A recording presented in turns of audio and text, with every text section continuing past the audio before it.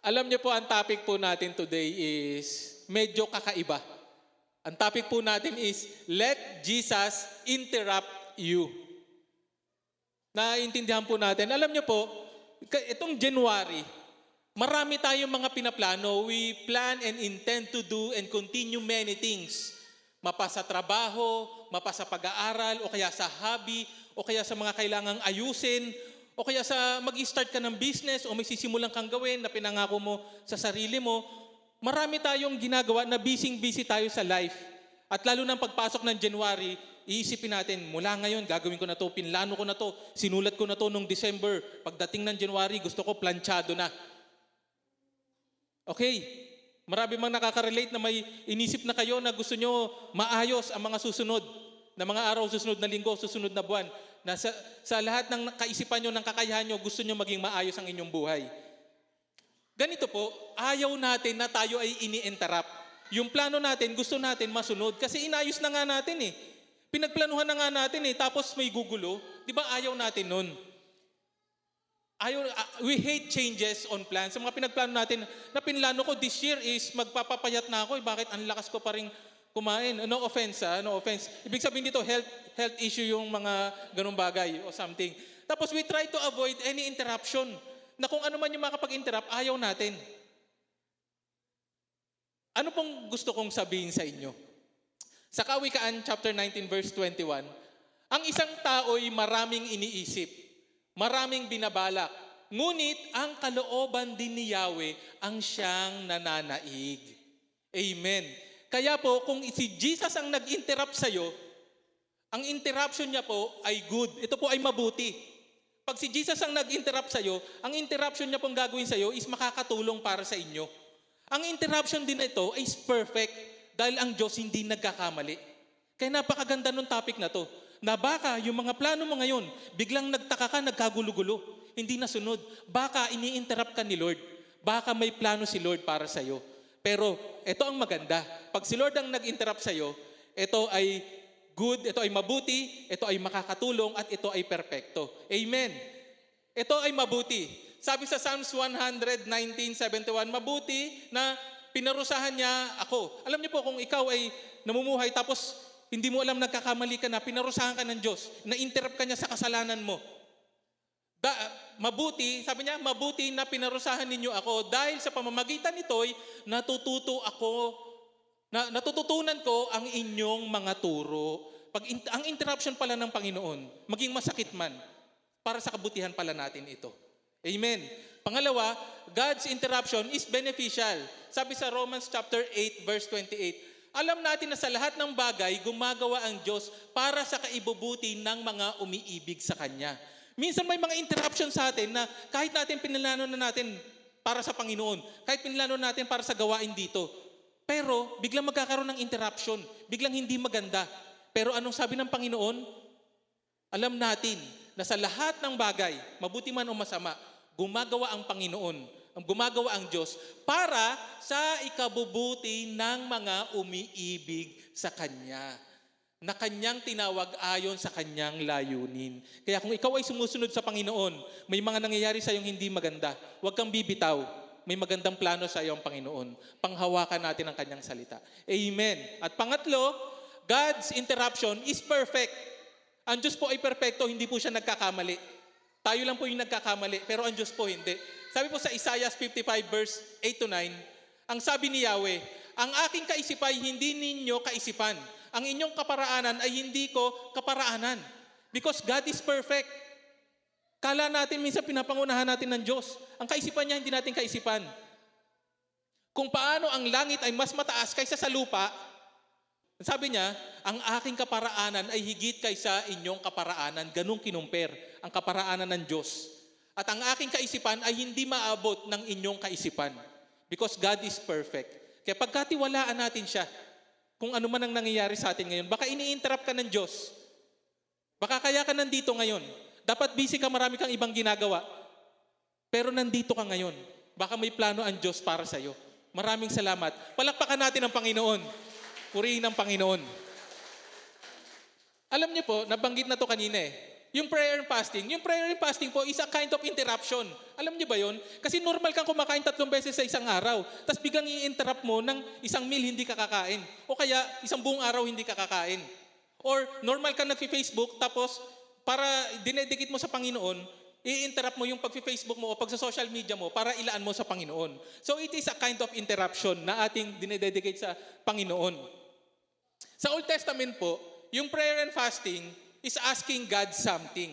May hinihiling ka sa Panginoon. Ay mga passage na ito, i-search nyo na lang, si Moses, nag-prayer and fasting siya, 40 days and 40 nights yan, para sa covenant restoration. Si David naman, para mabuhay yung anak niya, nag-fast siya ng 6 days.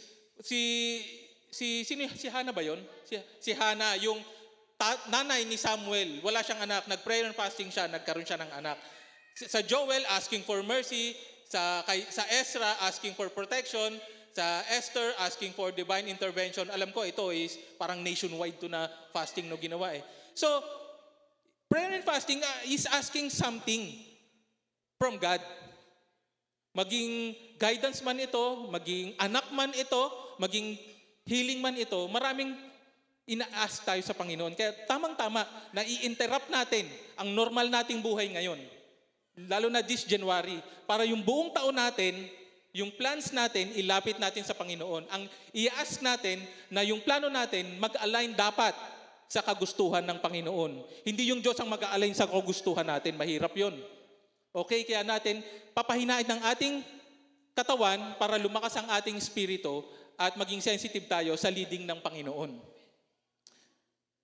Alam niyo po, dahil nga nung sa Old Testament, naging normal na, naging part na itong fasting.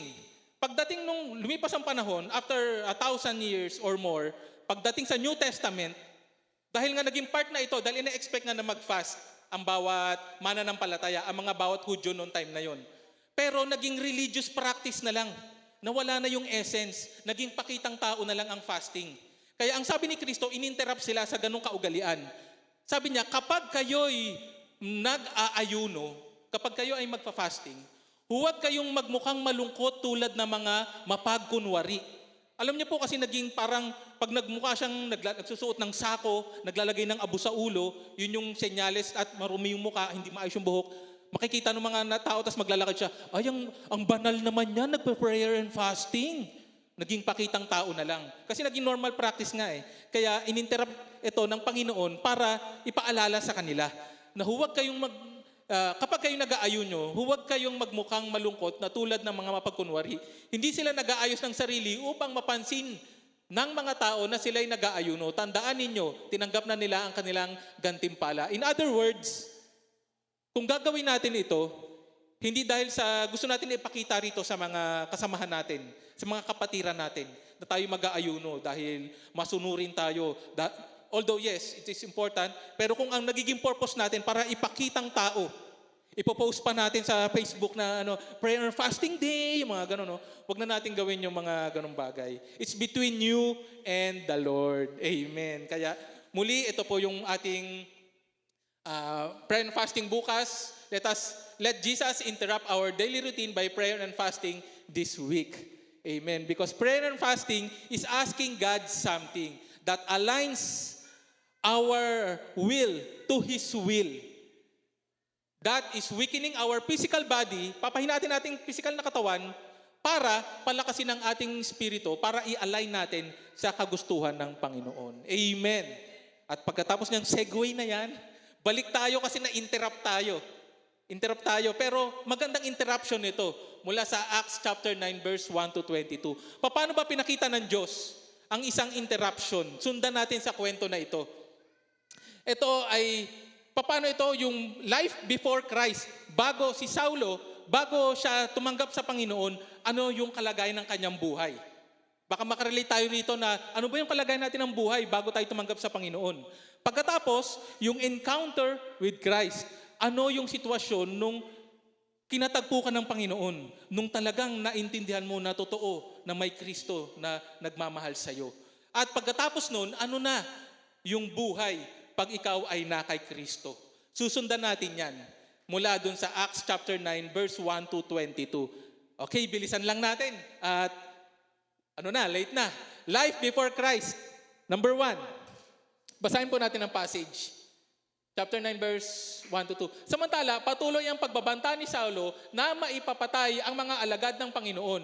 Lumapit siya sa pinakapunong pari ng mga Hudyo at humingi ng mga sulat para sa mga sinagoga sa Damasco upang madakip niya at madala sa Jerusalem ang sinumang lalaki o babae na matagpuan niyang roon kaanib sa daan ng Panginoon.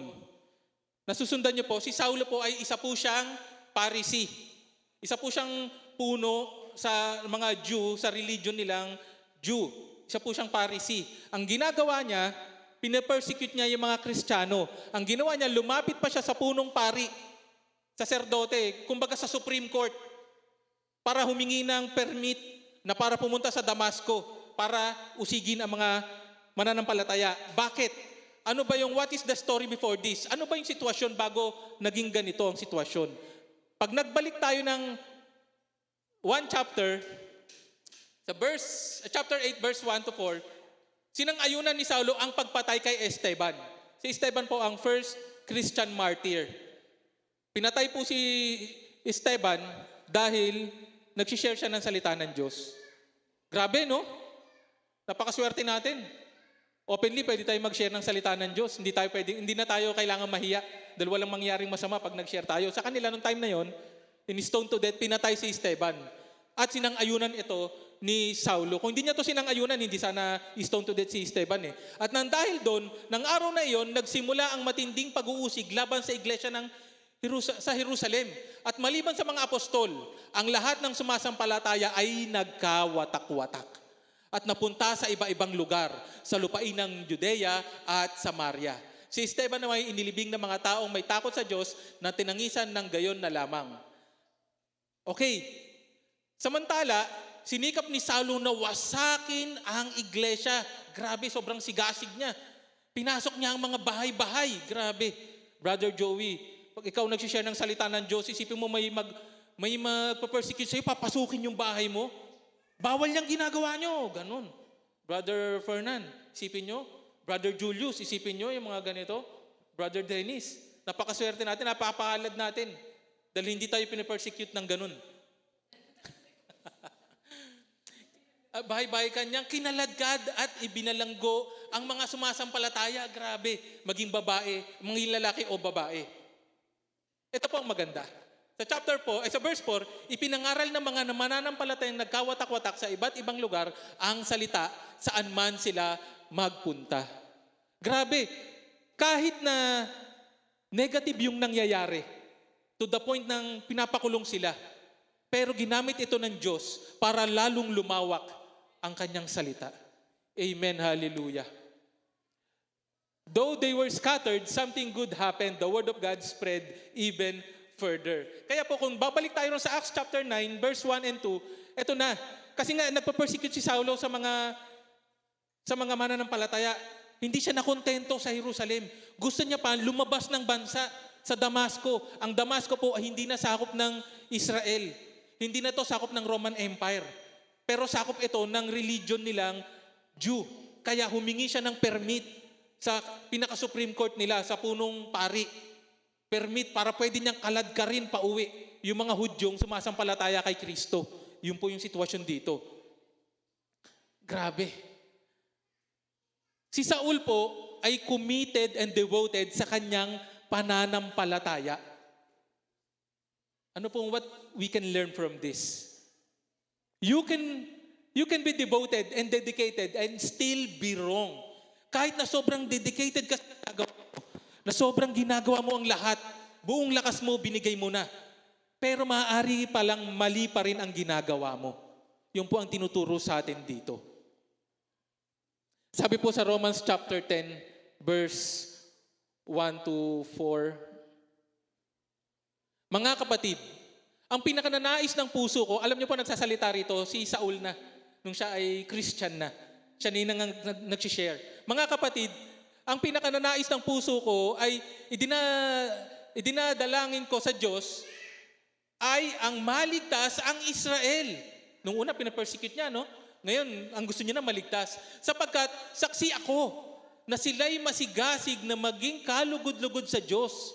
Hindi nga lamang batay sa tamang kaalaman. Sino ba yung tamang kaalaman? Yung I am the way, the truth, and the life. Sino ba yun? Si Christ. So hindi nila binabatay kay Christ, kaya mali sila.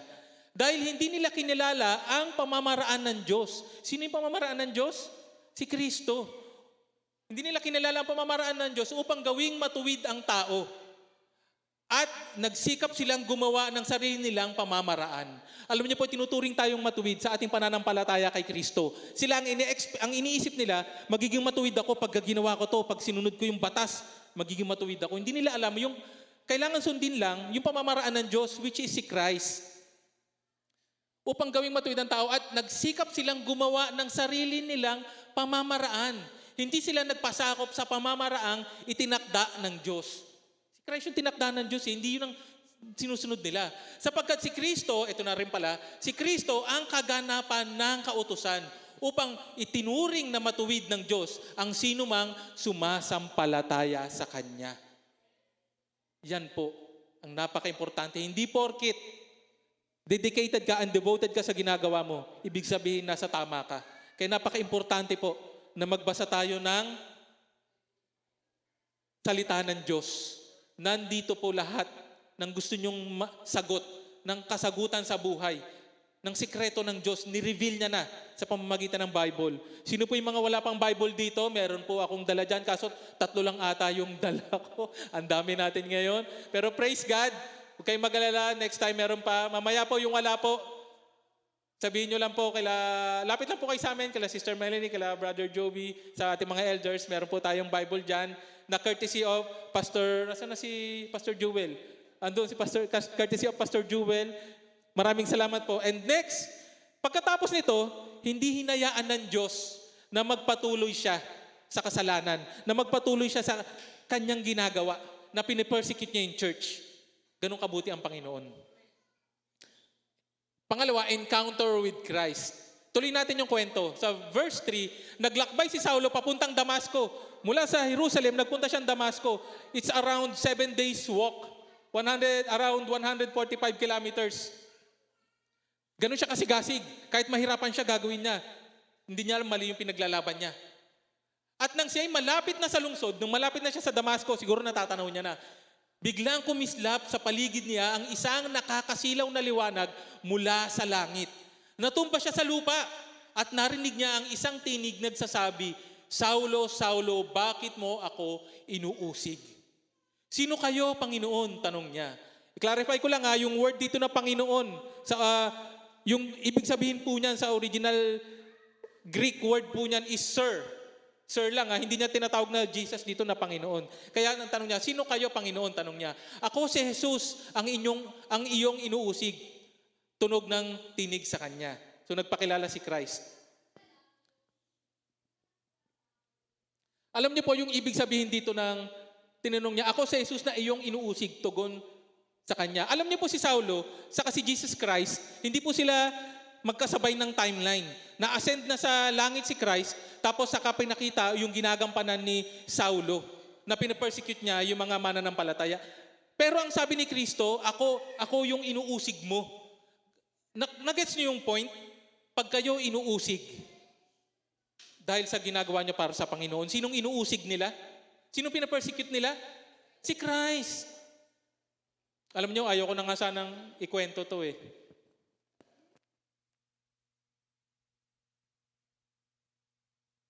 Naka-experience po ako ng pag-uusig bilang sa aking pagpapastor.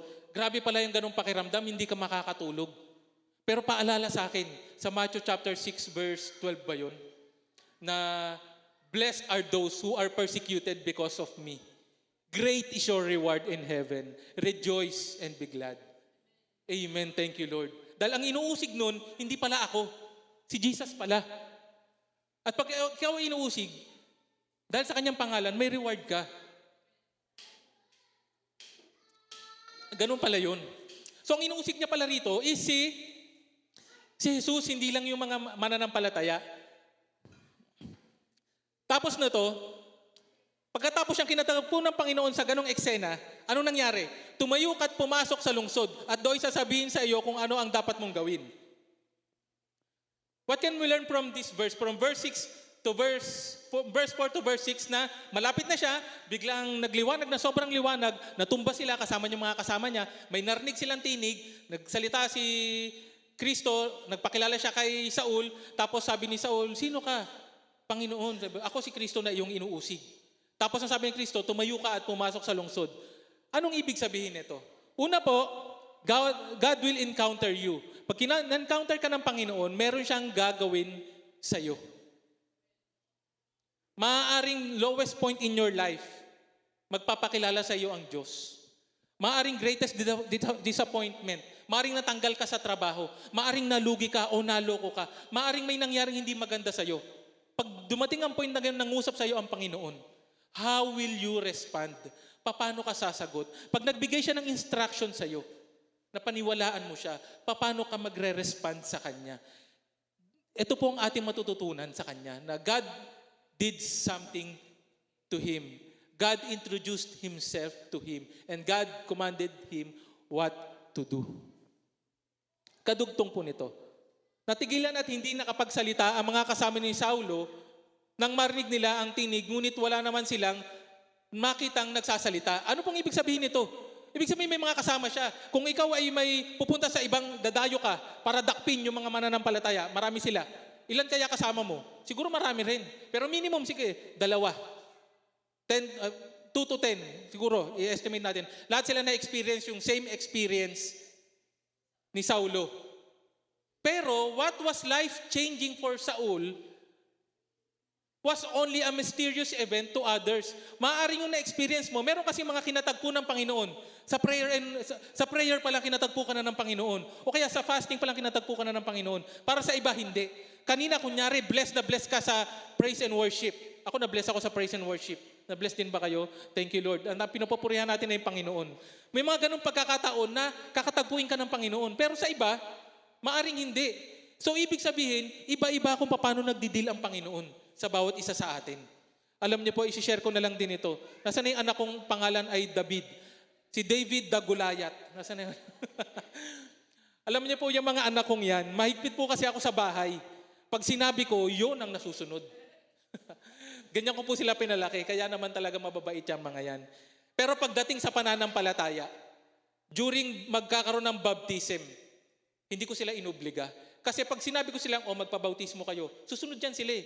Kasi nga masunurin talaga sila. Kaya hindi ko pinilit yun. Nung time na yun, hindi ko alam. Si David pala, maraming question sa isip niya na parang lumaki siya sa simbahan, pero parang hindi pala siya naniniwala sa Diyos.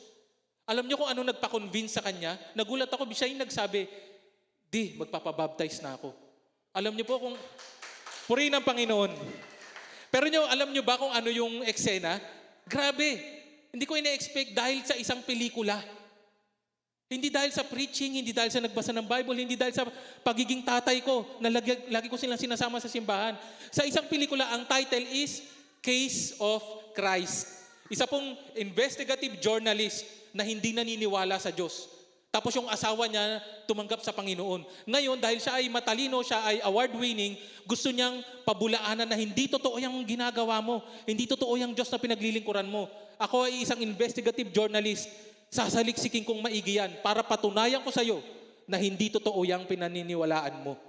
Yun po ang ginawa ng investigative journalist. Ginawa niya scientifically, ginawa niya archaeologically, lahat pinuntahan niya. At pagkatapos noon, siya po ay naging pastor. Dahil napatunayan niyang totoo ang lahat ng ito. Hallelujah. Grabe. Panoorin niyo po ang title ng Case of Christ. Kaso, may kaso o iimbestigahan, ganun ang ginawa. Nagulat ako, yun ang naging dahilan. Tama ba pagkakaalala ko? Oh. Thank you, Lord, sa buhay ng aking mga anak na sila po ay naglilingkod sa Panginoon. Iba-iba po ang pamamaraan ng Panginoon sa bawat isa sa atin. Tuloy po natin. Tumayo si Saulo at pagmulat niya ay hindi siya makakita kahit siya ay inakay ng mga kasama niya at dinala sa Damasco. Hindi siya nakakita sa loob ng 3 araw at hindi rin siya kumain at uminom. Ito po ang nakita nila, hindi siya kumain at uminom. Pero ang totoo, nagfa-fasting siya. Naniniwala ba kayo? Naniniwala ba kayo nagfa-fasting siya? Kailangan may support tayo ng Bible verse dyan. Hindi natin pwedeng sabihin niya na nagpa-fasting siya na I therefore conclude. Sa verse 11 po, ito po yung vision ng Panginoon kay Ananias, pinakita sa kanya. Ang sabi ng Diyos kay Ananias, ipagtanong mo sa isang lalaking taga Tarso na ang pangalan Saul, siya ay nananalangin ngayon. Pinakita sa vision na yung tao, ang pagkakaalam nila, hindi kumakain at umiinom, pero alam ng Diyos na siya ay nananalangin. And prayer and fasting is asking God something. Meron siyang hinihiling sa Panginoon. Ang core ng prayer and fasting ay prayer. Yun po ang core ng fasting. He is asking for direction, what to do next, asking God for an answer na bakit nangyari sa akin ito. Kaya po doon pagdating sa verse 10 to 16, hindi ko na lang nilagay. Sobrang haba eh. Ito na yung kadugtong. Inutusan ng Panginoon si Ananias. Pumunta nga, sinugos ng Panginoon si Ananias. Pumunta nga si Ananias sa naturang bahay at pumasok dito, ipinatong niya ang kanyang kamay kay Saulo at sinabi niya, kapatid na Saulo, pinapunta ako rito ng Panginoong Hesus na nagpakita sa iyo sa daan nang ikaw ay papunta rito. Isinugo niya ako upang muli kang makakita at upang mapuspos ka ng Espiritu Santo. Hallelujah! Ganyan po kumilos ang Panginoon. Ano po ang aral na makukuha natin dito? Simple lang. Kagaya ni Ananias, ang Diyos ay gumagamit ng tao para matupad ang kanyang misyon. Amen. Sa atin, may gagamitin ang Diyos na mag-guide. God can use people to help you understand. Gagamit ang Diyos ng tao para makaintindi ka. Maaring ang preaching na ito o maaring sa ibang pamamaraan, gagamit ang Diyos ng kapamamaraanan, magpapadala siya para ikaw ay makaunawa. At gagamit ang Diyos ng tao para i-restore ka sa iyong pagmamahal sa Panginoon. Kung ikaw ay nawala sa Panginoon, gagamit siya ng tao para maintindihan mo kung ano yung purpose mo sa buhay, na hindi lang magtrabaho at magbayad ng utang. Tapos mamamatay na pagtanda. May purpose ang Diyos. Gagamit siya ng tao para ipaintindi sa iyo ito. At gagamit ang Diyos, maari ng tao, para i-empower ka, maging effective ka, bibigyan ka ng Diyos ng Holy Spirit pag nagkaroon ka ng faith sa Kanya. At magiging effective ka kung paano ka tinawag ng Panginoon. Amen. Kaya pagkatapos nito, nooy day may nalaglag na tila kaliskis mula sa mga mata ni Saulo at nakakita siyang muli at tumayo siya at nagpabautismo. Amen. Alam niyo po, after niya magkaroon ng encounter kay Christ, anong una niyang ginawa? Nag-respond siya through baptism. Ano po ba ito? Sa 1 Peter chapter 3 verse 21, ang tubig ay larawan ng bautismong nagliligtas sa iyo ngayon. Hindi nito nililinis ang dumi ng katawan, ito'y pangako sa Diyos buhat sa isang malinis na budhi. Inililigtas kayo ng bautismo sa pamamagitan ng muling pagkabuhay ni Kristo Jesus. Okay, teka lang, baka sabihin nyo yung bautismo ay nakakapagligtas. Yung power po, kung bakit sinabing nakakapagligtas sa ang bautismo, sa pamamagitan ng muling pagkabuhay ni Kristo. Babalik ulit kay Christ. Kay Christ nandun ang power. Amen. Yun ang naging response niya. Sa Romans chapter 6 verse 3 to 4, hindi ba ninyo alam na tayong lahat na nabautismuhan kay Kristo Jesus ay nabautismuhan sa kanyang kamatayan? Sa makatuwid, tayo'y namatay na at nalibing na kasama niya sa pamamagitan ng bautismo upang kung paanong binuhay muli si Kristo sa pamamagitan ng dakilang kapangyarihan ng Ama, tayo rin ay magkakaroon ng panibagong buhay. Amen and amen. Kaya ikaw ay nasa Panginoon na nung ikaw ay nagpabautismo. Ops, yung mga hindi pa po nabautismuhan, magkakaroon po tayo ng baptism. Wait lang po. Marami po tayong mga nakaschedule, pero sure po, dahil ito po ay inutos ng Panginoon na magpabautismo sa Matthew 28, na importante ito, meron po tayo niyan. Pag ikaw ngayon ay nasa Panginoon na, ano na dapat ang buhay mo? Ito, basahin natin kung ano na naging buhay ni Saulo. Kanyang buhay, life in Christ. Ito na po yung maganda, dito na po tayo magtatapos. Kumain siya at nagbalik ang kanyang lakas. Si Saulo ilang araw nakasama ng mga alagad sa Damasco. Yung una po, ang kasama niya, yung mga nagpa-persecute. Nung hindi pa siya Kristiyano, ang kasama niya, yung mga masasamang tao, masasamang paniniwala, mali yung mga paniniwala. Nung naging Kristiyano na siya, nagpabautismo siya, Saan na siya sumama? Sa mga alagad na nasa Damasco. Naintindihan po natin. Kaya po kung kayo ay nasa Panginoon na, pero ang lagi niyong sasamahan, hindi ko naman sinabing huwag niyo nang kausapin yung mga wala sa Panginoon na. Kailangan nga silang kausapin para madala sa Panginoon eh. Or baka kayo ang madala pag lagi kayong kasama yun. Mag-i-struggle lang po kayo. Kailangan Panginoon ng mga kapwa mananampalataya sa Panginoon ang lagi nating kasama. Para lagi tayong may reminder, lagi tayong may paalala para sa ating pagsunod sa Panginoon. Pagkatapos, at agad siyang nangaral. Ito na po, ito maganda. Pagkatapos yung magpabautismo, kasama niya yung mga alagad na nasa Damasco. Anong ginawa niya? At agad siyang nangaral sa mga sinagoga na si Jesus ang anak ng Diyos.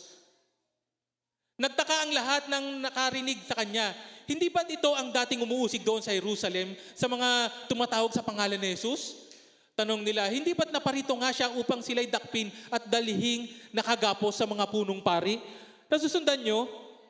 Nung si Saulo pupunta sa Damasco, ang objective niya, ipapersecute yung mga Christians. Itatali niya, kakaladkarin niya, pabalik sa Jerusalem para ikulong. Pero anong ginawa niya?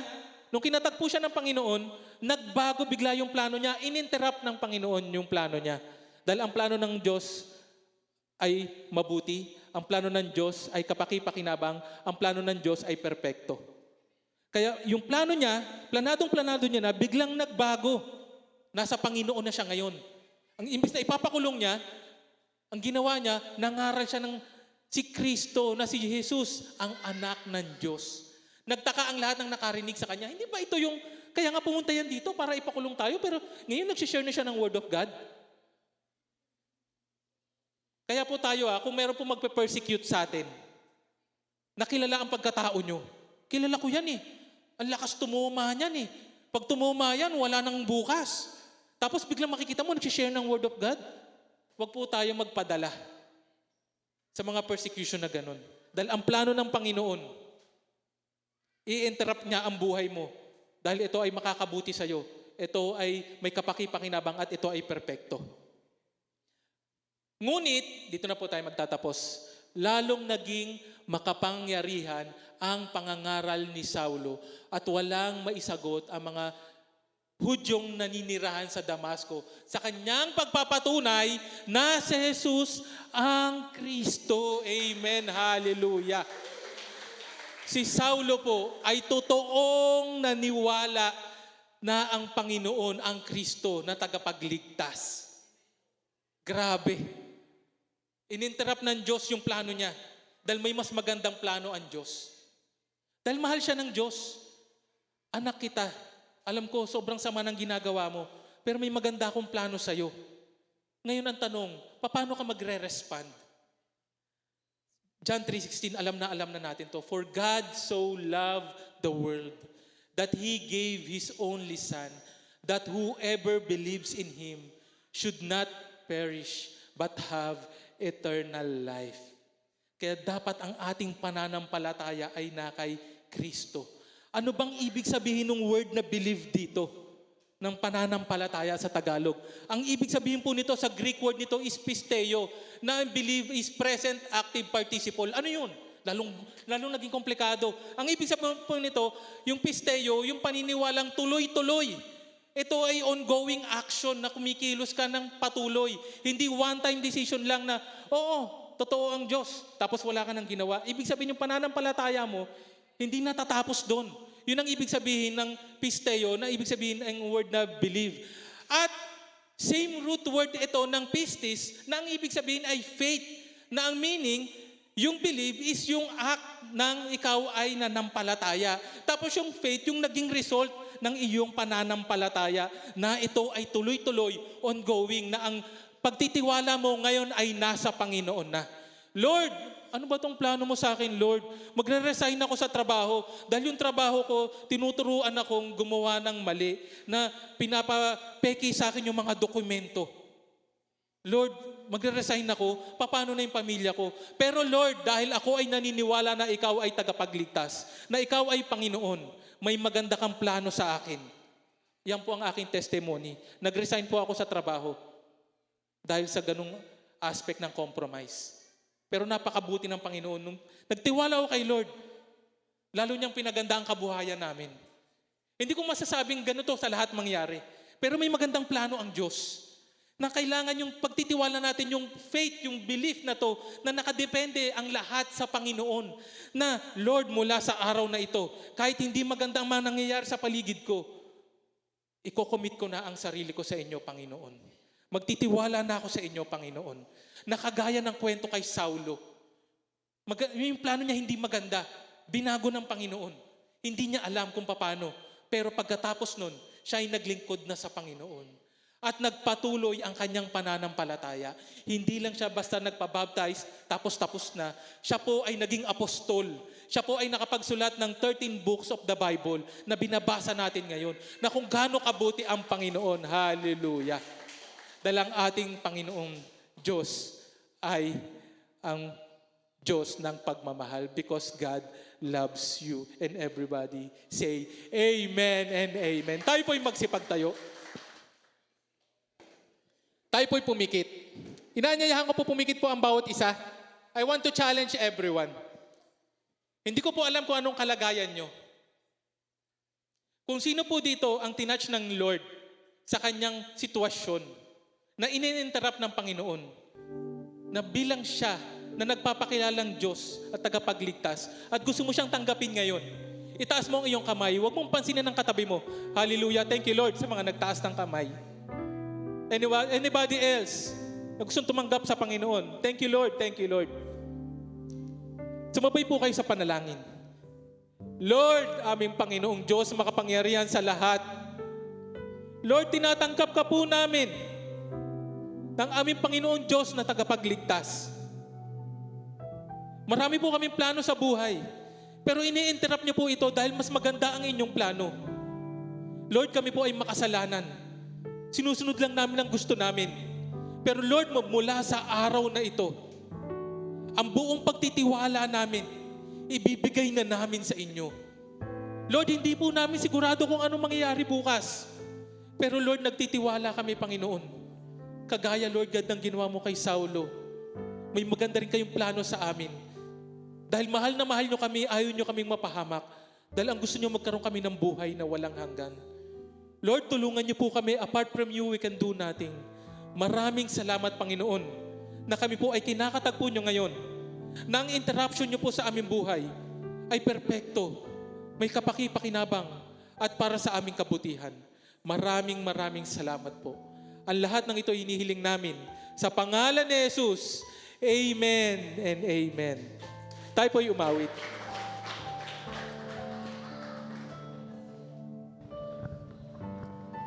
Yes, Lord, we'll sing to you this song as an act of surrender, of commitment. Yes, Lord God. I'll sing to you, Lord, a hymn of love for your faithfulness to me. I'm carried in everlasting arms. You'll never let me go.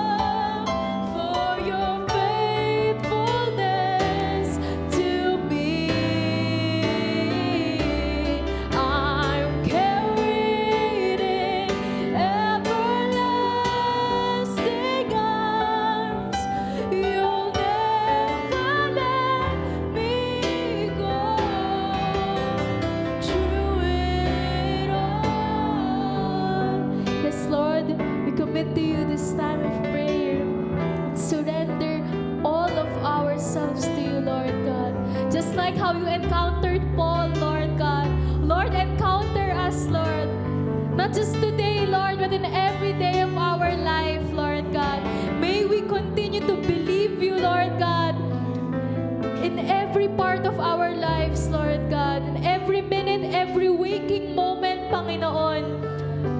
May we continue to put our trust in only you, Lord God. You are our rock, our redeemer, our firm foundation, Panginoon. So always help us, Lord God. We cannot do this without you. Thank you for your faithfulness. Thank you for your love, Lord God. We give you all of ourselves. In the mighty name of Jesus we pray. Amen.